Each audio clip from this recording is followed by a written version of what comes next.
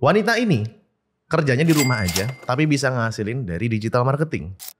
Padahal kebanyakan kalau wanita itu sukanya ke arah beauty atau lifestyle, sementara wanita ini fokusnya di digital marketing.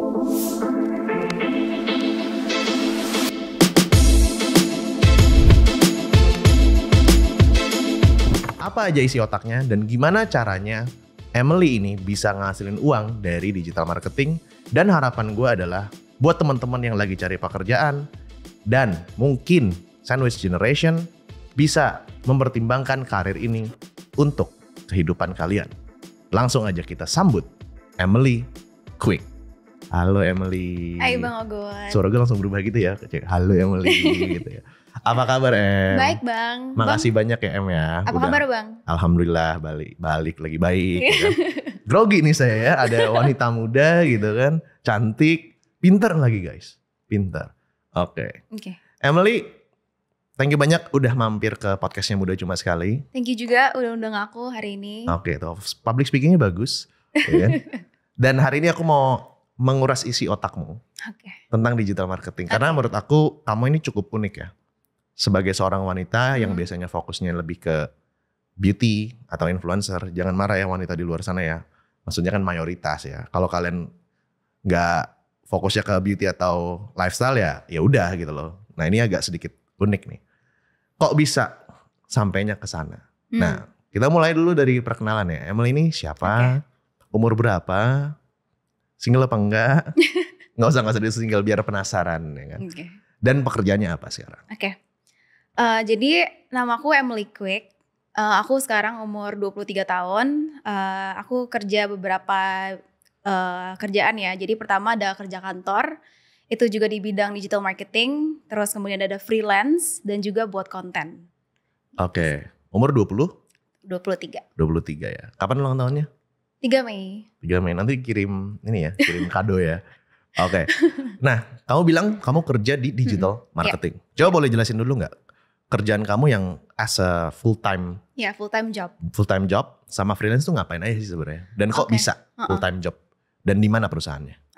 Kalau misalkan di full time job ini aku tuh kerja sebagai untuk fokusnya di iklan ya. Kayak setting ads up, terus abis itu bikin optimize iklan. Kayak misalkan iklannya udah bagus nih atau belum nih. Jadi di optimize iklan gitu juga dan juga setup. Terus kalau misalkan yang freelance itu lebih ke pembuatan website, landing page, sama SEO. Kalau misalkan yang sekarang lagi pelajarin mau di dalam itu SEM. Nah di SEM ini aku juga dapetin di full time job aku. SEO dan SEM ya. Kita SEO tes. dan SEM. Kita tes ya teman-teman. Apa bedanya SEO dan SEM menurut Emily? Coba boleh jelasin nggak? Kalau misalkan SEO itu kan namanya Search Engine Optimization ya. Itu gimana caranya kita tuh misalnya punya website. Kita mau itu tuh tampil di halaman pertama ketika orang tuh search di Google. Mereka udah punya intensi gitu. Misalkan aku punya toko brownies, terus mereka search di Instagram toko brownies terenak Jakarta. Terus misalkan website aku bisa muncul secara organik. Nah itu namanya Search Engine Optimization gunanya itu. Kalau misalkan SEM, Search Engine Marketing. Jadi sifatnya tuh berbayar. Nah kalau misalkan SEM itu sama gunanya supaya kita bisa tampilin website kita di halaman pertama ketika di search orang. Tapi berbayar. Gitu. Legit betul teman-teman. Ini berarti legit ilmunya nih. Dari ilmu yang legit kayak gitu Em, kan? Mungkin kamu bisa ceritain sedikit ya. Karena kan mayoritas orang itu di umur kamu 23, nggak semuanya ya udah ngerti digital marketing. Terutama yang generasi kayak aku kan millennials, kamu kan Gen Z kan. Apalagi yang di atas aku Gen X ya kan. Awal mulanya gimana sih kamu bisa tertarik sama dunia digital marketing plus lagi kamu bikin konten kan? Iya. Nah di konten kamu juga yang mayoritas kebanyakan cewek itu bikinnya beauty, lifestyle, fashion, sport dan lain-lain. Kamu lebih ngebahasnya digital marketing, educational content dan cukup dalam. Awalnya gimana kok bisa kamu ngerti digital marketing dan lain-lain? Awalnya banget ya. Jadi sebenarnya tuh aku sama sekali gak tertarik sama digital marketing. Tapi kayak papa aku push aku untuk mencoba dulu, coba belajar. Karena dulu aku tuh pengennya jadi biasa lah ya cewek-cewek ya, kayak pengennya jadi model lah atau jadi desain interior lah, pokoknya yang ke fashion gitu juga ya. Cuman pas itu aku juga ngerasa kayaknya aku juga nggak bisa gambar, nggak ada kayak jiwa artistik kayak gitu. Jadi aku pengen kayak kayaknya aku bisa interested deh ke digital marketing. Terus aku tuh belajar pertama kali di Google gratisan fundamental itu digital marketing. Terus akhirnya tertarik kayak ternyata kalau misalkan kita punya bisnis nih, aku kan suka banget ya sama hal-hal yang berbau bisnis gitu. Terus ternyata kalau pakai digital marketing itu tuh bisa banget loh, opportunity itu gede banget untuk membesarkan bisnis kamu tanpa mengeluarkan modal yang banyak. Kayak misalkan kita punya toko fisik, itu kan beda banget ya sama misalkan kita punya barang tapi kita secara marketingnya secara digital. Jadi di situ tertarik tuh. Terus lama-lama aku coba freelance karena aku kan juga dibatasin ya uang jajannya. Jadi semakin lama semakin kesini aku tuh harus bayar semuanya sendiri. Gitu. Jadi bukan pure anak papi I semua ya? Bukan. Ini mobil BMW punya papi I? Enggak sama sekali. Enggak sama sekali. Jadi semuanya kalau misalkan mau lebih, mau jajan lebih, mau hura-hura pakai duit sendiri kayak gitu. Nah di situ kan aku juga pengen hura-hura dong, pengen seneng-seneng, pengen apa. Jadi coba untuk freelance. Nah tapi freelance itu nggak gampang ya carinya kan. Kalau misalnya pertama kali belum punya portfolio. Jadinya aku coba ke teman-teman mami dulu. Itu waktu kamu umur berapa dan lagi kuliah kah? Itu pas lagi kuliah. Jadi pas kuliah pun aku harus bagi waktu lah ya. Jadi kayak harus sacrifice waktu sama teman atau sama siapapun itu. Pokoknya harus sacrifice waktu untuk belajar digital marketing. Nggak bisa party lah ya? Bisa, tapi misalkan pulangnya lebih cepat. Jadi partinya pulang jam 11 gitu ya? Atau kan sebelum party diberesin dulu gitu semuanya. Oke. Kayak gitu. Terus habis itu kan kita pandemi. Jadi pas aku kuliah tahun kedua itu pandemi, pandemi, aku mulai lihat TikTok kan lagi ngehits banget. Boom banget ya. Pertamanya aku tuh konten yang aku suka aja, kayak aku joget-joget juga lah sama yang lainnya. Terus tapi di dalam diri aku tuh ada satu kegemesan gitu, kayak harusnya kayaknya orang tuh tahu deh tentang ini. Kan aku kan di Prasetya Mulia kan belajarnya tentang branding ya. Kamu Prasmul ya? Aku di Prasmul jurusannya branding. Terus branding, tapi di luar sana tuh banyak orang yang edukasiin tapi salah kaprah kadang. Jadi aku tuh gemes kayak pengen orang tuh tahu bedanya marketing sama branding tuh apa sih? Fungsinya buat di bisnis tuh apa sih? Terus kayak kayak marketing simple tuh kayak gimana gitu jalaninnya. Emang marketing sama branding bedanya apa? Gini, kalau misalkan marketing itu tuh effort kita untuk memperkenalkan suatu jasa atau produk kita. Kayak iklan dan lain-lain gitu ya. Tapi kalau misalkan branding itu gimana cara kita buat persepsi di otak masyarakat tuh seperti apa. Kita mau brand kita terlihat kayak misalkan Apple. Orang lihat Apple langsung kayak, dia tuh sleek banget. Misalkan sleek. Terus buat misalkan naikin sex appeal sih sebenarnya Apple. Iya, dipandangnya misalkan orang yang punya Apple pasti kaya nih, berduit lah apa gitu kan. Pasti kan meningkatkan kayak sex appeal sebenarnya. Iya, betul. Makanya Satria Mahathir kan bilang kan nggak mau temenan sama yang nggak pakai boba gitu kan. Nah kayak gitu. Kayak itu branding ya. Iya, branding sama marketing. Jadi kamu belajar itu ilmunya dari kuliah. Prasetya Mulia ya. Aku nggak terima sih dulu di Prasetya Mulia sih. Berarti kamu pintar kan? Enggak juga lah. Enggak juga ya. IPK kamu berapa waktu di Prasmul? Ya di atas 3 lah ya. Di atas 3. Cum laude ya? Enggak juga. Beda tipis ya? Beda tipis. Dikit aja gitu ya? Dikit lagi. Kenapa gak ada cum laude? Karena emang aku tuh sebenarnya aku tuh dulu sempat insecure ya. Di Prasmul itu kan banyak banget orang-orang yang berlomba-lomba masuk panitia. Dan waktu itu aku cobain pertama, aku gak diterima. Karena aku dari SMP tuh gak pernah masuk panitia. Tapi aku tuh pengen coba gitu. Rasanya pengen masuk panitia, organisasi itu kayak gimana.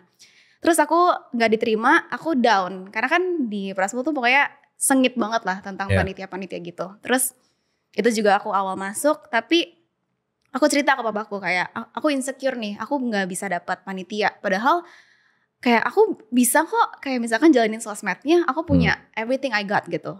Tapi di situ papaku bilang, gak usah insecure, kamu cari experience di luar sekolah, itu lebih penting nantinya pas kamu kerja. Jadi aku coba ikutin sarannya, jadi aku lebih coba freelance, aku lebih coba gali skill aku, belajar digital marketing yang lebih dalam. Dan itu kerasa banget sih sekarang efeknya. Kayak experience panitia emang beda ya sama freelance. Kalau panitia kita bisa ningkatin kayak jiwa organisasi kita, kebersamaan kayak sama teman-teman banyak. Tapi kalau misalkan freelance kita langsung sama klien gitu. Jadi beda real experience ya. Real experience ya. Jadi kamu saranin kalau misalnya orang-orang yang SMP atau SMA itu lebih better organization atau ke freelance kalau menurut kamu? Menurut aku ya, kalau mau coba organisasi gak apa-apa. Tapi jangan buang waktu semuanya tuh di organisasi. Karena menurut aku penting banget ketika mau cari kerja, orang tuh bakal lihatnya tuh pengalaman. Karena aku selama aku mau cari kerja, semuanya HR itu tuh pada nanya experience kamu apa? Bukan kayak kamu sekolah di mana, IP kamu berapa, organisasi yang kamu lakuin apa. Dan juga kalau misalkan organisasi kamu itu nggak sesuai sama kerjaan yang kamu mau, percuma gitu, nggak akan dilihat organisasi kamu jadi ketuanya kayak mau apa kayak nggak akan guna. Tapi kalau misalkan kamu bilang aku ada experience sama klien A, B, C, aku bisa mengubah misalkan dulu followersnya segini jadi segini, traffic dia dari A jadi Z gitu. Jadi kayak mereka lebih kerjanya nyata nih, dia benar-benar bisa kasih value ke company kita gitu. I see. Dulu aku ikut organisasi juga sih SMP SMA sih, OSIS. Oh ya. Tapi jadi yang paling bawah gitu yang suruh nyari sumbangan dan lain-lain. Tujuannya biar cabut dari kelas ya, jadi bisa jalan-jalan kayak gitu. Iya. Oke. Nah, terus sekarang kan kamu kerja nih. Iya. Ya kan? Terus kamu freelance juga. Iya. Nah, pertanyaan aku gimana cara kamu bagi waktunya? Oke, kalau misalkan dulu aku kan cuma freelance doang ya. Tapi aku merasa aku juga perlu kerja kantoran. Dulu aku tuh juga gak suka banget ide kerja kantoran. Karena aku gak suka depan laptop. Terus abis itu kerja dari jam 9 sampai jam 5. Di satu tempat itu aku gak suka banget. Di cubicle gitu gak suka ya? Iya, aku tuh gak suka banget. Jadi, tapi aku merasa experience aku tuh kurang. Kalau misalkan kerja freelance doang. Karena kalau misalkan di aku kan kerja sendiri ya. Dan juga family aku bantu-bantu aku lah. Kayak koko aku juga di bidang digital marketing. Papi aku juga. Tapi kayak misalkan kita tuh kalau freelance yang biasa kita tuh cuma terima klien yang misalkan medium to large ya, nggak sampai yang large gimana tapi oke lah. Tapi kalau misalkan di company itu kan company-nya klien kita tuh udah gede-gede banget ya, jadi itu tuh beda gitu dapetin pelajarannya. Makanya aku pengen masuk ke kantor juga. Nah terus gimana cara bagi waktunya? Kalau misalkan menurut aku di digital marketing itu tuh sangat fleksibel ya dibanding misalkan aku dulu mau kerja di FMCG itu aku benar-benar harus di kantor 8 to 6 kali atau sampai 7 sampai jam 8. Tapi kalau misalnya digital marketing itu lebih fleksibel. Misalkan di startup juga pasti waktunya lebih fleksibel. Dan aku dari pagi sampai sore kerja full time job. Terus habis itu aku kerja freelance aku. Dan situ masih ada waktu buat misalkan bikin konten atau aku mau ngapain itu lebih fleksibel. Berarti di freelance itu kamu kan di ads ya? Yep. Kalau setting ads di dashboard itu kan kayak kita setting habis itu kita tunggu kan, ada masa tunggunya kan. Nah di situnya bisa belajar, dipakai buat yang lain kayak bisa, gitu ya? Bisa banget. Dan kamu WFH juga ya? WFH, karena company aku kan di Singapura. Company kamu di Singapura ya? Iya. Berarti dibayarnya SGD ya? Iya. Paid in SGD, spend in rupiah ya? Iya. Berasa enak kayak gitu? Lumayan ya. Oke. Nah, terus kamu tadi mention juga tentang kamu bikin konten juga. Yep. Ya kan? Dan awalnya kamu freelance dulu kan sebelum kerja di kantor gitu kan. Yeah. Efeknya apa ya? Kalau misalnya kamu bikin konten juga sekaligus digital marketing juga as a freelancer. Karena kan banyak juga digital marketing yang underground. Dia nggak bikin konten. Terus dia nggak muncul di permukaan. Kenapa kamu bikin konten dan efeknya apa? Pertama, emang bikin konten karena gemes tadi ya. Aku pengen edukasi aja, emang aku demen sharing orangnya. Terus setelah itu kok aku berasa efek ya. Kayak tiba-tiba ada yang DM aku buat endorsement, ada yang buat ngajarin mereka. Terus ada juga orang-orang yang punya bisnis mau konsultasi. Terus aku ngerasa kayaknya konten yang aku berikan tuh bener-bener berguna loh buat mereka. Jadi aku lebih rutinin lagi. Dan ternyata itu salah satu jadi personal branding aku gitu. Jadi konten aku bikin kayak CV aku secara online. Nah dari situ banyak brand yang datang, endorsement, terus aku merasa ini bisa jadi side hustle gue nih gitu kan. Jadi di situ aku mulai fokusin di bidang content creating. Oke. Nah ini menarik nih, mungkin di luar sana banyak teman-teman yang pengen juga ikutin jalur kamu di freelance digital marketer. Mereka udah ngerti nge-ads, udah ngerti konten dan lain-lain kan. Kamu kan startnya itu dari kuliah ya? Iya. Untuk yang freelance tersebut ya? Iya. Perbedaannya cara kamu menawarkan freelance pada saat kamu kuliah dan belum konten sama setelah konten tuh seperti apa? Oke. Kalau misalkan pas sebelum aku konten, gak banyak orang yang kenal aku gitu ya. Paling yang kenal ya cuman teman-teman mami, teman papi gitu. Dan juga teman-teman aku lah. Aku harus sistem pro bono biasanya. Soalnya kan untuk build portfolio kita nggak bisa dong langsung pakai gua nih. Pro bono tuh apa? Coba jelasin. Pro bono tuh kita melakukan suatu kerjaan tapi dengan free. Oke. Tapi dan di sana pro bononya aku mau dia kayak misalkan kayak kontrak gitu sih. Misalkan aku kerjain ini nih. Aku kerjain sosial media kamu. Kalau misalkan bagus, kamu hire aku dong misalkan 3 bulan. Gitu itu kan udah langsung dapat uang di depan muka gitu kalau misalkan dengan kontrak kayak gitu kan. Nah aku lakuin kayak gitu dulu. Nah terus juga mungkin ada teman-teman yang berpengen tahu aku bisa bikin konten, mereka juga misalkan ke aku terus tolong bikin konten dong atau apa gitu. Oke. Terus kemudian setelah bikin konten? Iya setelah bikin konten dapetin kliennya udah ada portfolio kan, terus baru kasih ke UMKM. Oke. Nah, kayak misalkan maksudnya kasih ke UMKM gimana? Nawarin UMKM. UMKM kayak misalkan by DM kah atau by DM bisa. Terus abis itu dulu paling gampang by DM gitu ya. Karena mau cari di mana lagi orang belum tahu aku gitu. Jadi aku yang harus yang approach. Terus udah dapat di beberapa, udah kumpul portfolionya, udah dong. Tapi nggak ada yang reach aku. Karena belum ada belum ada orang yang kenal aku gitu lah. Terus abis itu pas aku bikin konten, kan awareness orang makin banyak dong. Kayak Emily nih yang biasanya ngomongin digital marketing, ngomongin bisnis.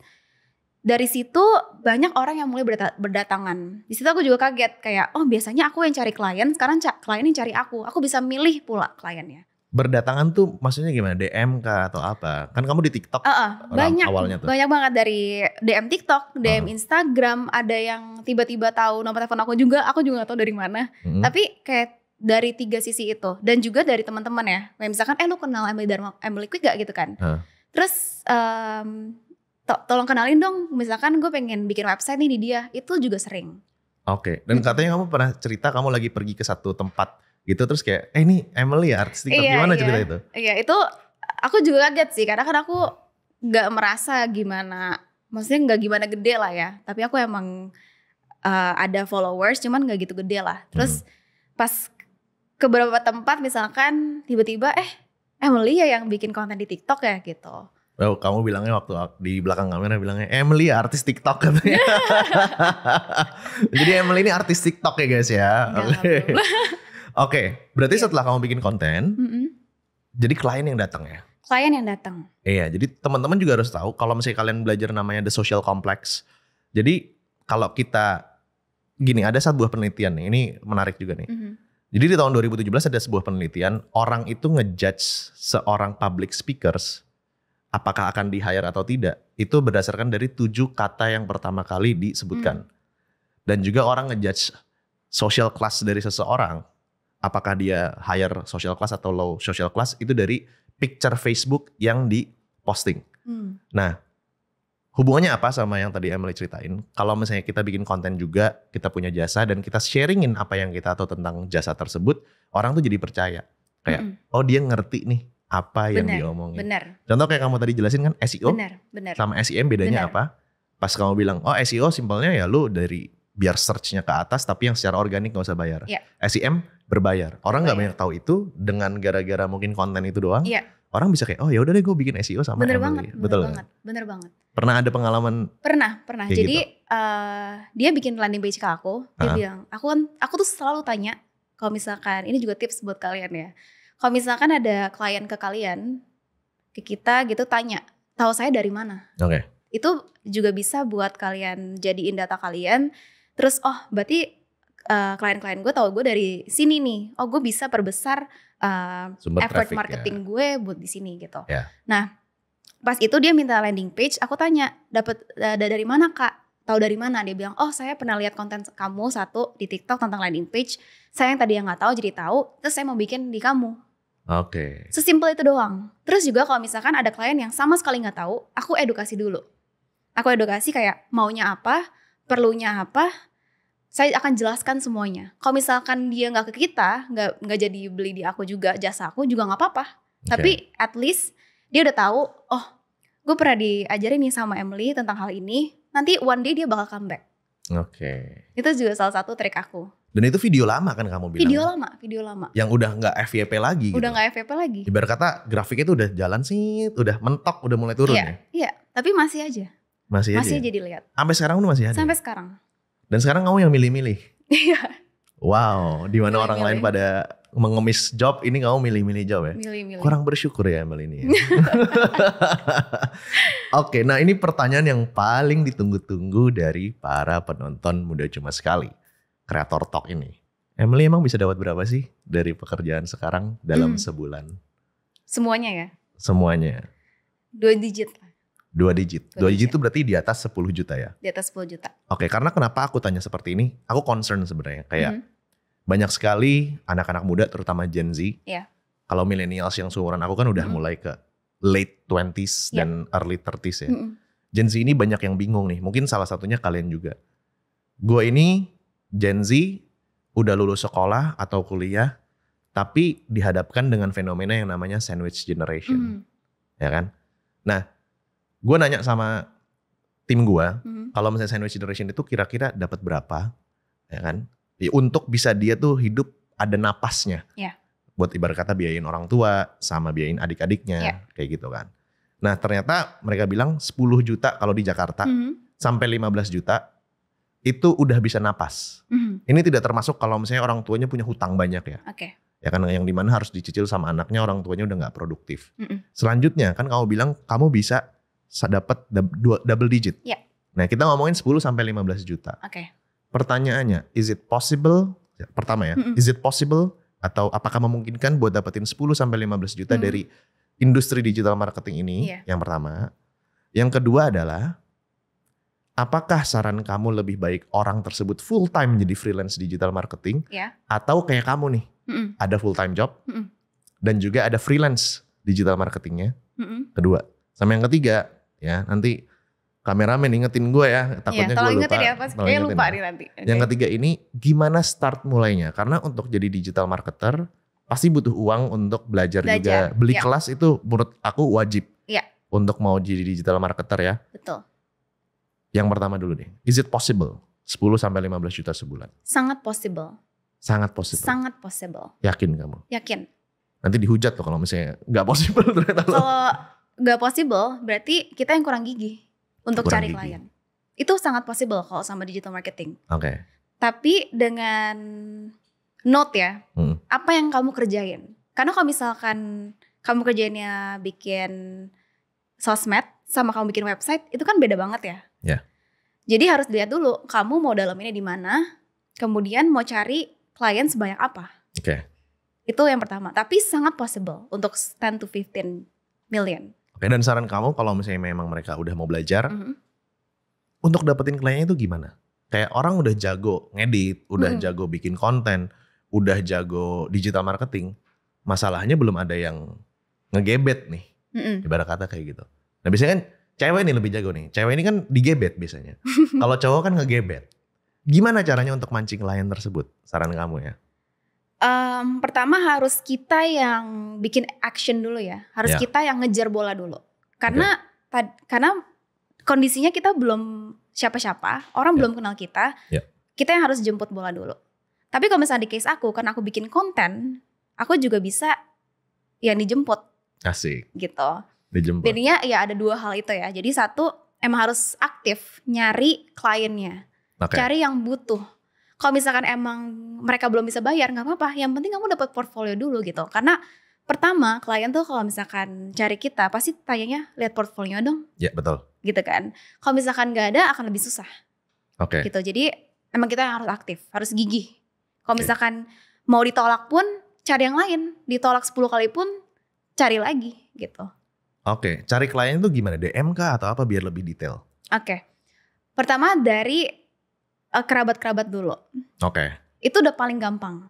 Misalkan teman-teman mama kamu, papa kamu yang punya bisnis, teman-teman kamu yang lagi mau bangun bisnis, itu udah paling gampang gitu. Terus kalau misalkan mau yang udah lebih oke lagi, kalian coba lihat sosial media orang-orang. Misalkan kalian mau di sosial media orang-orang, terus kalian ngerasa, oh kayaknya ini tuh bisa gue benerin deh, bisa gue optimize deh. Terus kasih email, DM, apapun itu, tapi kalian juga kasih solusi. Kayak kayaknya website atau sosial media udah bagus nih, tapi kayaknya bisa deh dibagusin lagi dengan cara ini. Dan aku bisa loh bantu kamu. Oke. Gitu. Nah kira-kira kalau awalnya kan kamu nyaraninnya pro bono dulu. Iya. Nggak usah dibayar dulu. Iya. Kira-kira sampai berapa klien tuh baru bisa dibayar, atau ada teknik sendiri biar gue udah dapetin uang nih? Karena kan tujuannya sini biar teman-teman semua yang nonton bisa keluar dari sandwich generation. Kalau yang kondisinya seperti itu kan butuh uang nih. Iya. Nah gimana tips kamu untuk biar bisa dapetin rupiah pertama nih dari yang pro bono tersebut? Pro bono menurut aku 5 udah oke.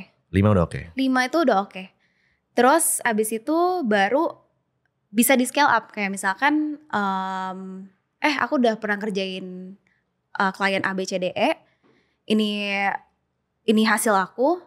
Terus abis itu baru bilang ke mereka nih, bilang ke klien, kalau misalkan dalam sebulan aku berhasil naikin segini, naikin berapa, kamu bayar aku dong, hire aku.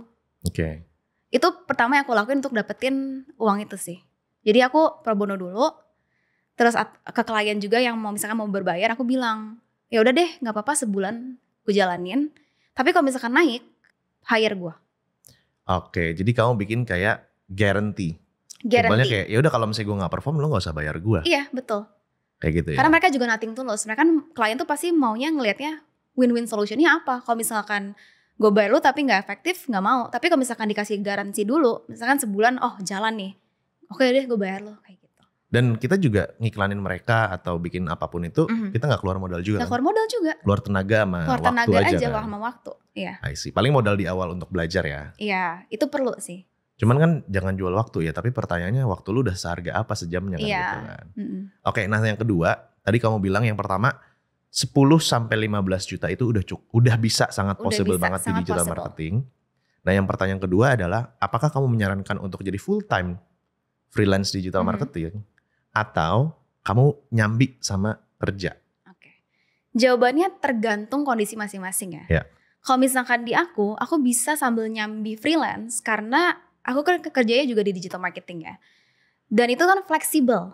Bukan yang kayak misalnya aku kerja di FMCG gitu kan beda banget ya. Kayak aku bisa kerja dari jam 8 pagi sampai jam 6 malam mungkin sampai subuh. Tapi kalau misalkan di ranah di digital marketing menurut aku lebih fleksibel. Jadi kalau misalkan emang lebih fleksibel, waktunya lebih banyak, pakai waktu itu untuk freelance. Jadi ada full time job plus nyambi. Kalau misalkan mau full time job udah bisa digital marketing nih misalkan. Mau full time job digital marketing pun nggak apa-apa, tapi kan juga bisa ada sambiannya itu lagi karena kan lebih fleksibel. Jadi let's say dia kerjanya awalnya di FMCG. Dia harus mati-matian serelain waktunya untuk belajar digital marketing. Once dia udah punya skillnya, udah punya portofolionya, dia pindah kerja. Di mana tempat kerjanya lebih fleksibel. Nah, berarti possible ya guys ya. Tinggal kalian aja mau geraknya atau enggak. Nah selanjutnya yang pertanyaan ketiga. Startnya, aku tambahin pertanyaan ketiganya ya. Kan kamu bilang tadi di poin pertama, kamu orang yang mau ikutin jejak kamu harus sadar dulu digital marketingnya tuh niche-nya atau industrinya tuh digital marketing yang mana. Ya kan? Pertanyaan aku, yang ketiga poin A, kita bikin kayak judul skripsi ya, 3A. Ya kan 3 itu pertanyaannya mulainya dari mana, belajarnya gimana. 3A, kedepannya untuk mengenai dunia digital marketing ini, mana pecahan topik atau pecahan skill dari digital marketing yang seksi in the next 2 years to 3 years. Itu 3A. 3B, startnya dari mana untuk belajar tersebut menurut kamu?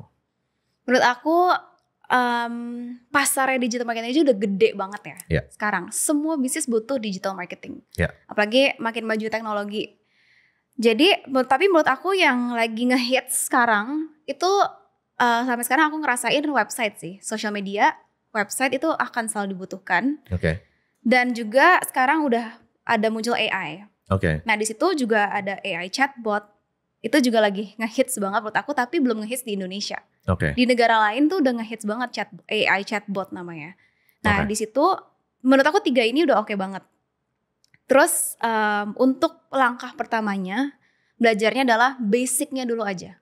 Oke. Karena kalau misalnya kita nggak tahu basicnya, itu kita nggak bisa milih kita tuh mau di ranah yang mana, menurut aku gitu. Basic tuh maksudnya apa? Basic tuh gini, kita harus tahu dulu digital marketing itu meliputi apa saja. Oke. Misalkan kamu mau belajar tentang paid advertising, ngiklan, atau kamu mau belajar SEO, pembuatan website, landing page, kamu mau social media marketing, influencer marketing, email marketing, kan ada banyak banget ya jenisnya. Yeah. Jadi kita harus tahu dulu kita mau dalemin di mana. Oke. Karena kalau misalkan kita cuman gak tahu kita mau dalemin di mana, cuman tahu kayak gue belajar digital marketing aja. Digital marketing tuh luas banget, harus ada yang dalemin baru bisa dapetin gaji yang oke gitu, pendapatan yang oke menurut aku. Ya contoh kayak aku mungkin ya, aku di digital marketing, aku fokusnya ke content marketing basically. Iya. Sama personal branding kan. Itu ngambil ceruk pasarnya tuh di situ sebenarnya. Iya. Nah, give me five subtopic of digital marketing yang menurut kamu in 2 years to 3 years bakalan bagus. 5 ya? 5. Untuk mereka-mereka udah mulai bisa start belajar dari setelah nonton video ini. Dia bisa, dan belajarnya dari mana dulu? Searching Google kah? Searching YouTube kah? Atau baca Reddit kah? Atau baca GitHub? GitHub nggak sih buat software? Pertama, paid advertising ya. Kayak Meta Ads, Google Ads, TikTok Ads. Why? Semuanya pakai itu. Oke. Karena marketnya itu gampang banget diraih sama paid advertising. Oke. Kemudian yang kedua, menurut aku baru social media, website itu juga harus tahu yang namanya copywriting. Itu harus banget belajar copywriting. Karena kalau misalkan kalian gak belajar copywriting, gak bisa buat konten, gak bisa buat social media, gak bisa buat apapun gitu. Betul. Jadi pertama harus copywriting. Tadi udah berapa ya? Kedua. Kedua. Sekarang ketiga. Terus ketiga, menurut aku chatbot sih. Chatbot. Menurut aku chatbot. Oke. Ke-4 sama 5 mungkin masih di situ sih. Kalau aku tambahin ya. Boleh. 4 sama 5. Kalau menurut aku benar siapa tuh? Pertama paid ads. Paid ads. Karena paid ads itu yang paling dekat dengan cuan. Betul. Ya, semua business owner atau brand pengennya cuan. Kedua konten. Social media konten. Kenapa? Karena paid ads sejago-jagonya apapun ngutak-atik dashboard, kalau kontennya sampah ya sampah. Sampah, betul. Ya kan? Ketiga, copywriting. Copywriting khususnya buat landing page. Iya. Kenapa? Karena abis orang paid ads, kontennya udah bagus, terus ke landing page. Landing page iklan. Yes. Dia bisa convert dari landing page tersebut. Betul. Kenapa konten duluan baru landing page? Karena kalau misalnya bisa bikin landing page tapi kontennya nggak bagus, orang nggak klik. Gerbang utamanya si konten duluan. Betul. Yang dimana kalau misalnya even kalau nggak ada landing page pun kontennya bagus, bisa arahinnya ke WA admin. Ya kan? Tadi apa tadi? 1 paid ads, 2 konten, ketiga landing page, keempat chatbot atau CS, customer service. Karena setelah orang udah check out, mereka ada obrolan di customer service, harus balasnya seperti apa, harus ngasih kata-katanya seperti apa, testimoni dulu kah dan lain-lain, baru dia convert. Terakhir menurut aku baru email marketing. Karena email marketing ini buat orang-orang yang mental-mental nih, gak beli-beli, habis itu kita retargeting ads. Menurut aku 5 itu sih. Setuju apa enggak? Setuju. Nih? Ibu Emel ini. Setuju. Gue senyum-senyum aja ini. Oke. Nah, untuk belajarnya 5 tersebut ya. Saran kamu nih, start dia cabut dari video ini. Apa yang dia bisa lakukan untuk pelajaran itu dulu? Sedetail-detailnya Emily. Misalnya kayak ke Google aja. Apa itu digital marketing? Atau cari di YouTube. Cari apa? free course. Free course dulu. Ada di HubSpot. Ada di Udemy. Free course dulu aja gitu. Dari free course tuh udah bisa dapetin basic-basicnya. Oke. Nah abis udah belajar nih basic-basicnya. Biasanya kan kita udah tahu nih kita mau belajar di mana ya, yang kita dalemin. Oke. Kalau misalkan contoh study case-nya di aku kan waktu itu mau belajarnya website. Ya. Jadinya aku harus punya tools untuk aku bisa praktekin sendiri. Oke, abis tahu generalnya, kita langsung cari yang spesifik, kita praktekin. Spesifik, praktekin. Karena kalau misalkan belajar digital marketing tanpa dipraktekin, nggak bisa. Betul sekali. Nggak akan bisa. Belajar itu banyaknya di prakteknya. Betul. Tapi tetap aja ya, teori menurut aku penting. Menurut aku. Kan kalau misalnya orang lain mungkin teori nggak penting, yang penting itu praktek. Tapi menurut aku teori at least tuh harus tahu dulu basicnya. Betul, magerin lah biar nggak salah jalan. Kalau nggak arahnya tuh kita nggak bakal arahnya tersesat gitu menurut aku. Jadi abis praktekin, terus kita testing terus tuh. Ternyata yang A tuh kalau misalkan kita website ya. Kalau misalkan website, gue bisa apa aja nih, misalkan bisa desain website. Kemudian copywritingnya kayak gimana. Kemudian gue mau belajar SEO-nya nih, gimana cara optimize-nya. Terus udah praktekin terus sampai bisa kemudian baru langsung reach klien. Oke. Nah, menurut kamu kan orang udah banyak juga yang bisa paid ads, website dan lain-lain. Gimana caranya biar orang yang calon-calon kliennya tuh milih dia dibandingin orang lain? Kalau misalkan aku sendiri ya, misalkan klien-klien ke aku nih, terus mereka suka tanya, kenapa gue harus milih lu? Bagusnya lu apa sama yang lain? Harusnya jawabnya kenapa lu kontak gue kalau gitu? Bener sih. Nah tapi dari situ aku selalu pertama untuk ngekait klien, kita harus transparan. Transparan, jujur. Kita gak boleh asal janji-janji yang kita gak bisa deliver. Ya. Itu paling penting menurut aku. Oke. Supaya mereka ke kita harus buat mereka percaya dulu. Buat percayanya kayak gimana gitu kan. Itu banyak hal. Kalau misalkan dari konteksnya aku udah punya misalkan konten yang biasanya ngomong-ngomong tentang itu. Aku udah punya klien dan lain-lain. Kalau misalkan belum punya sama sekali, kita bisa edukasiin mereka. Yang kita tahu tuh apa. Kita tanya dulu, butuhnya apa kan Kak? Gitu kan. Butuh jasanya apa? Kemudian problemnya apa? Yang mau di-solve apa? Goalnya apa? Kemudian di situ baru kita kasih saran gitu ya, saran dan juga edukasi. Coba deh Bang Ogut, misalkan ke aku sama orang lain gitu ya. Terus Bang Ogut mau bikin suatu website misalkan. Coba dong, gue mau bikin website nih. Terus yang aku tanya sedetail itu. Yang satunya lagi cuman, mau gimana? Terus oke deh besok kita bikinnya, kita meeting tanpa menanyakan hal-hal sedetail itu. Bang Ogut lebih percaya yang mana? Percaya yang nanyain detail ya, sama kayak ke dokter ya. Iya. Kalau ke dokter kayak, ini resep obat dah, lu tebus Gi. Iya. Karena aku tipikal orang yang penasaran ya, misalnya ada sakit ini, dok kenapa ya ininya sakit? Betul. Misalnya ada gini, emang itu apa, ini apa. Kalau dokternya cukup detail ngejelasinnya, aku rela bayar lebih mahal kan? untuk kita informasi tersebut. Kita jadi percaya gitu. Kita tuh harus bikin klien ngerasa safe. Betul. Kalau misalkan pakai jasa kita. Nah aku selalu mengedepankan hal itu. Oke. Kalau misalkan safety can be fun ya. Iya. Oke. Terus kalau misalkan kliennya gede, tapi aku nggak bisa deliver, aku bakal jujur-jujuran aja. Oke. Sorry, apa yang kamu minta sebenarnya gue ngerti, tapi gue belum kesana ranahnya. One day kalau misalkan gue udah dalemin ini, gue akan kontak lu ya. Nah aku pernah kayak gitu. Aku dalemin, aku kontak dia lagi, terus baru dia mau, karena dia ingat, kamu tuh yang waktu itu ngejelasin aku tentang ini bukan sih? Gitu. Jadi pertama tuh harus bikin klien ngerasa safe, percaya, kita baru bisa ngekait.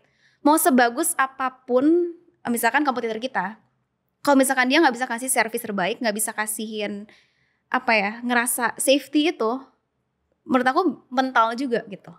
I see. Dibikin safe itu artinya adalah dibikin klien itu tidak keluar uang atau buang-buang uang pakai jasa kita. Betul. Ya, makanya tadi yang ada caranya pro bono dan lain-lain. Terus yang kedua, itu kan kalau udah ngobrol ya. Gimana caranya kita tuh tampak di depannya sebelum ngobrol biar beda daripada yang lain? Kalau aku dari personal branding, dari konten, itu mereka bisa lihat lah dari situ. Aku kayak gimana, bikin jasanya kayak seperti apa, cara aku ngomong, pembawaan diri aja tuh menentukan gitu. Terus paling gitu sih dari konten kalau misalkan aku ya. Jadi kayak berarti mereka bisa juga pas lagi proses pembelajaran nih, ngontenin kayak hari ini cerita aja aku nge-ads, ROAS-nya sekian, ad spend sekian, bisa, kayak gitu bisa. Ya. Biar orang tuh trust ke mereka ya. Trust. Biar ada social currency-nya, asik. Tapi pertama pokoknya kita harus let them know, kita bisa ini, kita bisa itu. Lewat apa ya? Social media paling gampang. Benar, gratis lagi. Karena aku ngerasa kok Bang, kayak banyak orang yang lebih pintar dari aku tuh banyak banget. Tapi karena aku buat konten, aku let them know, keberadaan aku ada nih. Seorang Emily tuh ada untuk membantu digital marketing kamu gitu. Jadi mereka kayak otomatis tahu dong, oh ada Emily. Kalau misalkan aku nyari tapi aku nggak tahu, mereka tidak tersedia, gimana caranya mereka mau ke kamu gitu loh. Jadi orang tuh tahu ada Emily nih hidup gitu ya. Iya. Dan dia ngomongin digital marketing, akhirnya dia kontak ke kamu ya. Ini nice banget sih. Thank you banyak Emily, udah pas lo dong. Sampai. Thank you banyak Em, udah ngasih insight yang luar biasa. Please banget komen. Orang kalau misalnya mau pakai jasa kamu, ada jasa apa aja ya Em? Ada landing page, pembuat landing page, website, SEO, dan juga SEM. Dan kalau misalnya tertarik untuk pakai jasa kamu, bisa kontak kemana? Bisa DM juga bisa, paling gampang. Instagramnya apa? Emily Quick. Emily KWIK. KWIK. Emily-nya pakai Y. Ya. EMILY Quick. Ya. Ya kan? Oke deh. Thank you banyak teman-teman udah menyaksikan Creator Talk. Sampai jumpa di episode selanjutnya. Thank you Emily. Thank you Bang.